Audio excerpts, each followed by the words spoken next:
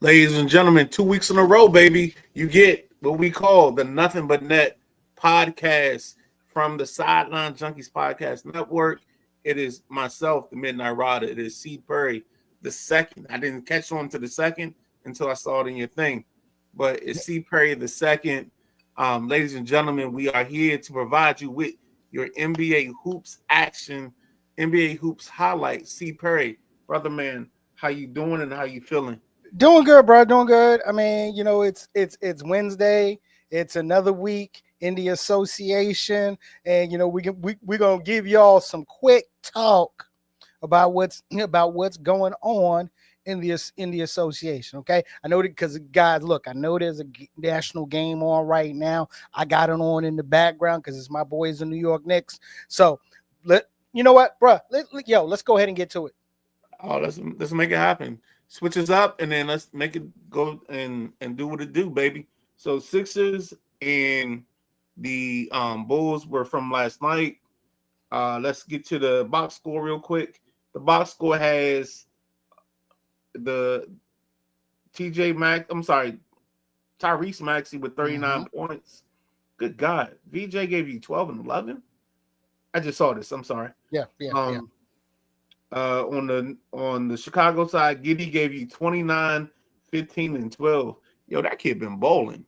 Yo, this is actually his second straight. Yeah, Josh Giddey's been wilding. Okay, this is actually his second straight triple double. And the thing about this game was, okay, right now you're looking at the battle of the two top teams in the East, early in the Eastern Conference, and the 76ers were up by 24 points. Okay. And the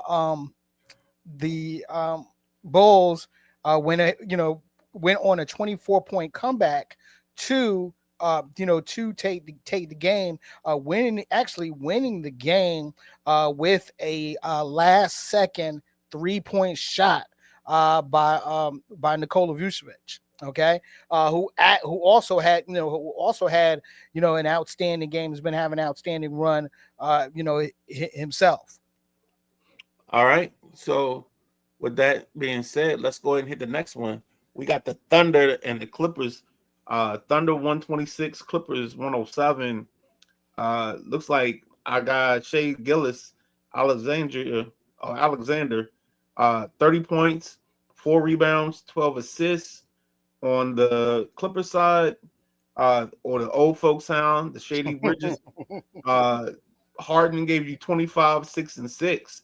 Talk to me, man. Give me what you thought about this. Once again, no surprise. I mean, the defending champs are out to an 8-0 start. Shea is pretty much picking up where he left off during his MVP run. Nothing about this game was a surprise. Okay, nothing about this game was a surprise. But once again, and this is the first time I'm saying this tonight, but it's early, guys. It's early. All right, and the champs are going to do what champs do early on in the season. Old folks are going to do what they do early in the season, and that's pretty much what you got out of this game. All right, so next ball game up. The Raptors and the Bucks 100, Raptors 128. Giannis goes for 22 points, 8 rebounds, 3 assists. On the Raptors side of the ledger, we got two guys. We got RJ Barrett going for 23, 8 rebounds and 4 assists. And then you got Scotty Barnes going for 23, 3 rebounds and 6 assists. Talk to me about this one. Look, pretty much a straight blowout in Toronto. A healthy Scotty Barnes is going. When you see a healthy Scotty Barnes, you're going to see this Toronto Raptors team go. I said this early in our preview. of this season. Don't sleep on the Toronto Raptors. Do not sleep on the Toronto Raptors. If this team is young, they're healthy. They have they have the right pieces. They have the right lead dog in Scotty Barnes, and we ain't even seen Brandon Ingram wake up yet. Okay, so don't sleep on this team. Like I said, it's no surprise at all. With the Bucks, it's gonna be Giannis and whatever anyone else can give Giannis. Okay, so them going early to Toronto and dropping the game, no surprise. This looked like Giannis and the Miracles. Like he's just out there, and everybody else is just a background singer. There's no Johnny Gill, there's no Bobby Brown in this group. It's just Giannis or nothing, the way it looks to me early on. With that being said, let's go ahead and move on to the Magic and the Hawks. The Magic lose 112 to 127 from the Hawks. Lead scorer for the Magic, Banchero, 22 points, 11 rebounds, 8 assists. Looks like on the Hawks side, the lead guy was Risa Shea. 21 points, 4 rebounds, 1 assist. Perry, take it away. What you think? This was the young boys matchup. Okay, I mean Trae Young's not playing. Okay, he's injured. On each side, you have Kristaps Porzingis, as the vet for the Hawks. You got the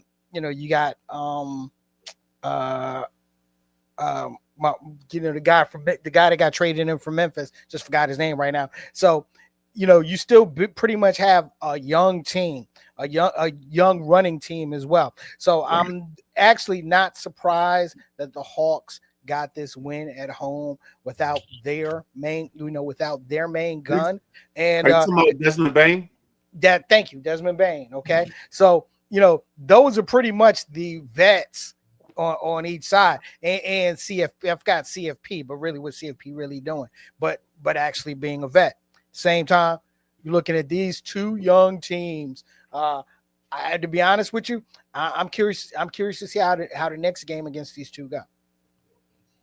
That's interesting because next up on the slate, we got the Golden State Warriors and the Suns. And I didn't want to touch what you talked about. I heard you, but I need you to know that I know what you know and I hear what you say. Devin Booker, 38, 3 and 4. So 38 points, 3 rebounds, 4 assists in the loss. This is an interesting stat line from the guy Mark Williams. He got 16 and 16 and 4. There may be some light, shining through. But Curry on the other side, Curry gives you 28, 4 and 3. Looks like Moody decided to be in the mood to have a good game and gave you 24, 5 and 2. Anything on this Warriors 118 to Suns 107 ball game? It was the Devin Booker show. Okay, and the reason why I say it was the Devin Booker show is because he was missing Dylan Brooks, he was missing Jalen Green. They were down by 19 points at halftime. All right, so even with Mark Williams contributing his 16 points in this game, they still need more people. Okay, they still need more people, and when you're short like that. Bingo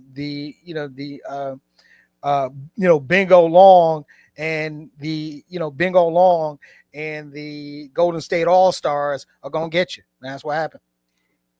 Yeah, I mean, this ball game looked like it was Devin. Like Devin was out there by himself. He got some contributions from the real Clipper, Grayson Allen, and you said Mark Williams earlier. But this looked like it was just a struggle for them to find offense without me seeing the whole ball game. So let's move on to the Hornets and the Pelicans. Pelicans 116 The Hornets 112. The league dog for the Hornets was Mikal Bridges, or Bridges. I'm gonna say it that way because I don't know which one of the Bridges it is. 22 points, 8 rebounds, 3 That's assists. Miles Bridges. Miles Bridges. That's why I said I don't know what Bridges it is, bro. They not that important in my life for me to know which one is which. And then on the New Orleans side, Trey Murphy. This dude got the greatest name ever. It's Trey Murphy the third. The third. It's Trey Murphy Trey with 21 points, 3 rebounds, 3 assists. I'm gonna tell you right now, the thing that stood out to me as I'm just reading the stat line in this box score is Kyle Knipple with his 20 and 12, his double-double. But what stood out to you, bro? That this is the Pelicans' first win of the season. Oh shit. Yeah, this is the first win of the season. Right now, it leaves the Brooklyn Nets as the only winless team in the league. And in this game, I mean, this was Jose Alvarado, hit a 3-pointer with 16 seconds left to go in the game. So it was nip and tuck for them to get their first win. And we're also dealing with, of course, Zion Williamson being out, injury again. So we haven't officially named this segment, but let's chop it up, yo. All right. Let's get into some things that we talked about. And let's start with the Ja drama. I love how you phrase this. The Ja drama in Memphis, man. How you feeling? What's going on? What you All think? right, so Ja Morant was recently suspended for 1 game, for conduct detrimental to the team.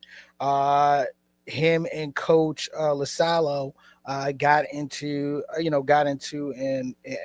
argument, and they got into an argument, and Ja Morant took this frustration to the media. And with him taking his frustration to the media, it earned him a suspension. When he came back at like eight points in their last loss, didn't talk to the media before the game. After the game, he was really short with his comments. What I'm seeing here is a divorce or a pending divorce that has been coming for the past 2 seasons. What's that joint? It's not Brown Sugar. What's the other movie with Lorenz Tate and Sanaa Lathan when he catches her cheating, his wife cheating, and he's like, "This is to our divorce." No, that was Lorenz Tate. That was Taye Diggs. That was Brown Sugar. Okay. So that's what this feels like. Is this is our divorce? I think Ja Morant wants his way out of Memphis in the worst way, and this is the only way he can orchestrate that. Well, he almost had that last season.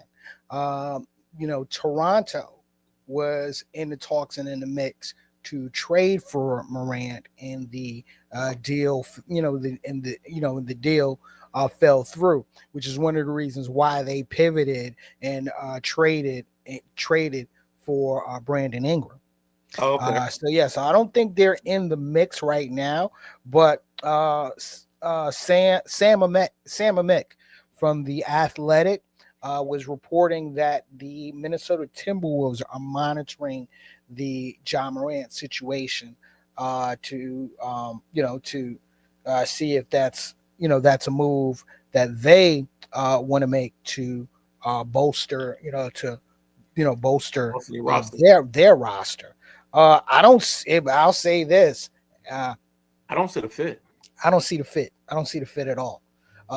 Ja's not the type of point guard. Granted, Anthony Edwards is a ball dominant exactly player. And that's not the type of point guard or lead guard that he needs. All right. Now, also, I also heard some rumblings about the interest from Sacramento as well. Well, let's hit this comment because I guess you and I don't know that there's a lot of rumors that the Heat want to trade for Ja. I like the guy, but he doesn't fit the Heat culture, to be honest. But because he can't play defense, The Ja to the Heat has been a part of conversation for the past 2 seasons. Okay, so yeah, him saying Ja to the Heat. Yeah, I mean, and look, man, you saying Ja to the Heat, like I said, that's no surprise because I've heard it before. I would be surprised. Hold on. But yeah. You just dropped the Sunshine Anderson. Heard it all before. Without, come on, bro. I give me some love, man. I mean, I know you're not from the DMV, but in the DMV, Sunshine Anderson get all the love when she says heard it all before. So I apologize for interrupting you to make that quick nugget. But go ahead, man. You talking about fellow North Carolina Central University Eagle Sunshine Anderson, a song produced by my homie Mike City. Yeah, I know a little bit about Sunshine Anderson. All right, well, do me a favor. Tell me something else that Sunshine Anderson has done besides that song. God, and I forgot the name of the other song that I thought was actually better than Heard It All Before. That was also produced by Mike City. It was the single right after Heard It All Before. I can't remember the name of it right now. Hey, it's funny because right now we've combined and conjoined 2 shows. We've turned Nothing But Net into a little bit of the Moxie.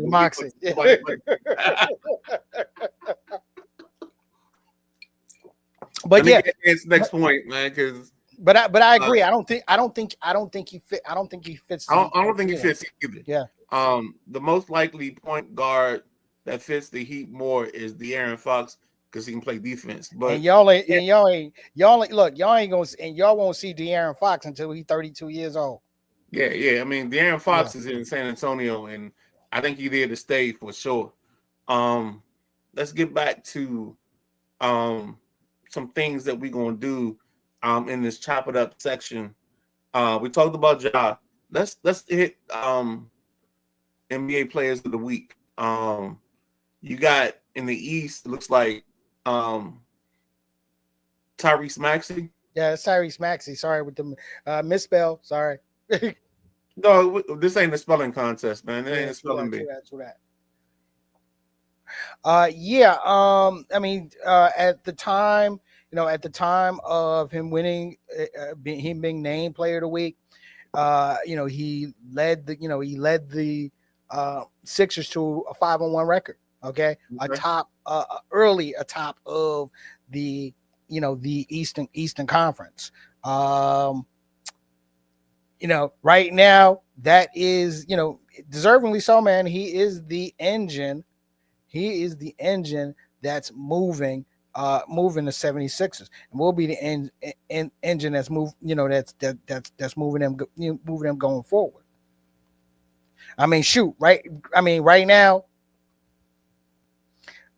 he's averaging 34.4 points a game. Yeah, no. I get it. So let's go to the West. And let's talk about that. Gilgeous-Alexander, which I'm not going to point out your spelling issues. Maybe that's a New York thing. School 5 in the Bronx or whatever you went to. Y'all not good at spelling, but it's all good. Hey, it was PS 146 in Howard Beach. Thank you. But anyway, 33 points a game, 5 rebounds, 6.6 assists. Like I said, man, picking up where he left off. And I don't see him letting up either. All right, so let's talk real quick. Let's hit another comment because more than likely it's Anthony. Yeah, it is. Yeah, I disagree with you because they've already moved their front court to Castle and the other young guard. So Fox. Oh, so they're young Park guard. So Fox has been losing playing time. Pipe dream. He did not get traded or force his way out of the Kings to go to San Antonio, where his wife is from, and to lose playing time and be traded. Look, man, Ant-Man's, stop it, okay? If there's one player that's going to be set for where they are for a minute, especially next to Wemby, I'm sorry, bro, it's De'Aaron Fox. Yeah, and it all works. It all works no matter what. That's real quick. Hit Ant's other comment. SGA to me reminds me a little bit of a young Westbrook, but with more control. I think that's halfway right. On my side, I think he has some of that Westbrook. He does have that control, but I think he's a different player. Very much. I think he's SGA more than anything else, and he's not a compliment to any other player. But you take it away, and we got 2 minutes once you finish. Yeah, no, I'll say this: outside of the fact that they both play for Oklahoma City, I don't see the comparison. I don't. I love it, man. Yeah, I don't. I mean, SGA is kind of I'll say this: he's a beast of his own, but he's a beast. He's the type of beast that we've seen in his league before develop themselves into a superstar from the 2 position. So let's chop it up and let's hit what we call our buzzer beater. This is our last minute or our last second shot before we get out, because once you finish with us, guess what you get? You get In the Passenger Seat featuring the Gentleman Jack car. I think Keith, the correspondent, is his co-host tonight. I forget their guests. I apologize to the guests up front and foremost. But Perry, real quick, let's hit that last second shot.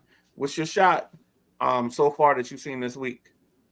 The shot that I've seen so far this week, actually, I have to go back to the way we started the show. Okay. Josh Giddey signing an extension in Chicago. I felt he had to sign an extension in Chicago because there was nowhere else he was going to go, especially as a restricted. Hey, real quick. Agent. Yeah. I don't want to interrupt you, but I find it a little funny that Josh Giddey in Chicago, guy that likes people of a certain age, and then there's the other guy, R. Kelly from Chicago, that likes people of a certain age. You know what? Never mind. I'm not gonna go there. Just not. Come on, bro. Let's not go there. Let's not go there. But we'll say that for the other show on Friday. Exactly. I'm pleasantly surprised with the start that he's had this season. Pleasantly surprised. And I do hope, like I said, I do hope he keeps it up. I don't think his team's going to keep it up, but I think he's going to keep it up. Yeah, that's my shot. Josh Giddey. So my shot is crazy because it's the same team, but it's the kid Buzelis. Yeah. He been giving people the business. I think Chicago's got a legit shot to be an 8 or 9 spot now, the way this team is flowing. And then I think the thing that helps this team out is Ball. Like Lonzo puts them in the place where you have a guy that remember Lonzo's not there. Remember, Lonzo's in Cleveland. Oh, that's right. I'm sorry. I totally zoned out. I apologize. But no, I think with Giddey, because Giddey gives them the Lonzo effect, because I think he's a pass first guy. He's a big point guard. He's a big point guard. But they're big everywhere. Exactly. You know, it's Giddey, it's Buzelis. You know, their wings are big. I think Chicago has the recipe of old school Cincinnati Bearcats team coached by what's my man? You know what I'm talking about? Bob Huggins. Bob Huggins. It's a Bob Huggins team. And they live in that life, yo. They live in that Bob Huggins life. I will say this just as we get out of here, okay? I do really like the French kid with the Wizards. I'm not talking about Koulibaly? Yeah, oh man, I love Koulibaly, yo. No. You just started a whole different conversation that we ain't got time for. Yo. I just look. I saw them Monday night against my Knicks, and he really impressed me. Really impressed me. No, we out of time. Yeah, we right up on Koulibaly, and my guy is Kashawn George. Oh. I love George. I think he's anytime, any place. I think like what's that? Is it Janet Jackson? That's Janet Jackson. Anytime, any place. Anytime, any place. That's what he is. But with that being said, ladies and gentlemen, we apologize if we don't hit your comments, but this is Nothing But Net. It's Wednesday night. We gotta get out of here because we gotta let Gentleman Jack do his thing, but in the passenger seat. He's got the head coach of the Bishop McNamara football team on his show tonight. So don't go nowhere.